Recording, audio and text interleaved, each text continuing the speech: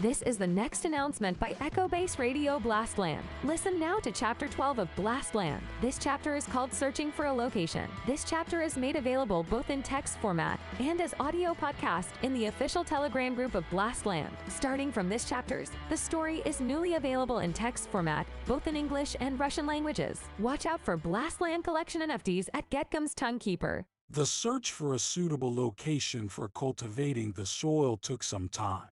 It was necessary to consider the terrain features of Blastland, the soil type, and the level of radioactive contamination.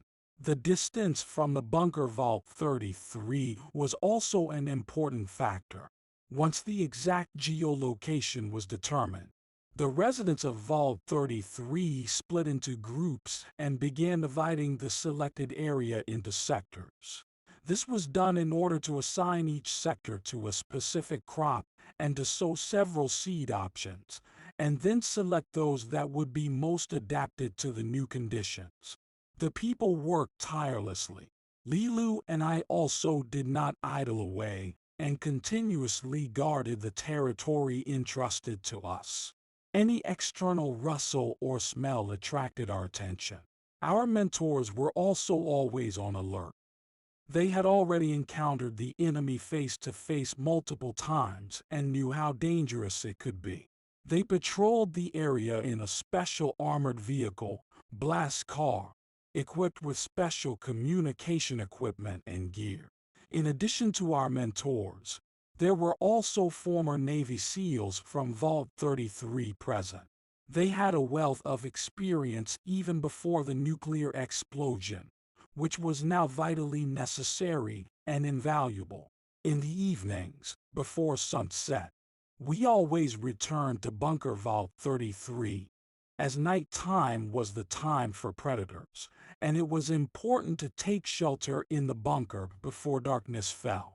One evening, as we were preparing to return to Vault 33, we noticed a pack of animals that approached our temporary campsite almost silently and unnoticed. Their body structure and head resembled wolves, but they had no fur, and their bodies were dark gray, almost black. These were wolf streamers, as Jack said. The pack was simply huge. It was decided to gather all the expedition participants in one spot. The ex-Navy SEALs from Vault 33 were to protect the civilians at the cost of their own lives. My task was to protect Ava. My Ava. I had searched for her for so long and simply could not afford to lose her. There was very little time to prepare in such extreme situations, as the pack of wolf streamers could attack us at any moment. Our mentors managed to prepare flamethrowers. They were mounted on blast cars. The flamethrowers were pointed towards the enemy.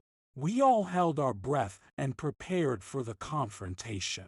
The pack of wolf streamers drew closer and closer, and finally, the leader of the pack rose, signaling the start of the attack.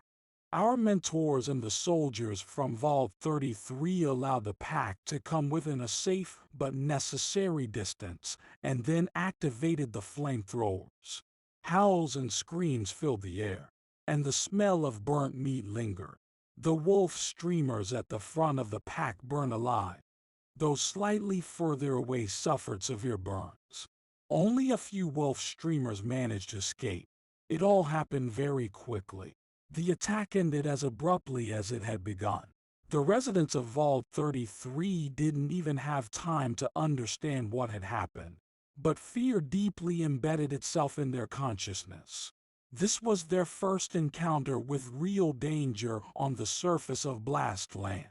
Life in Vault 33 had been carefree and too simple for them. Things were different on the surface. It seems they had not yet realized it. Back in Vault 33, everyone dispersed to their rooms, and only coming out to dinner did the residents of Vault 33 decide to discuss and reflect on today's events. Commander Primus, Ava's father, addressed the participants of today's expedition and thanked them for their coordinated and decisive actions. as well as for the absence of panic.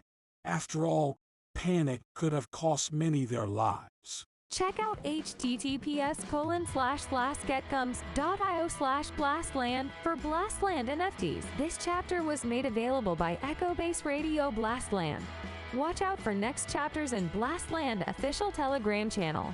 Visit our Blastland NFT collection at Tonguekeeper. Get Gums. Check it out and stay safe.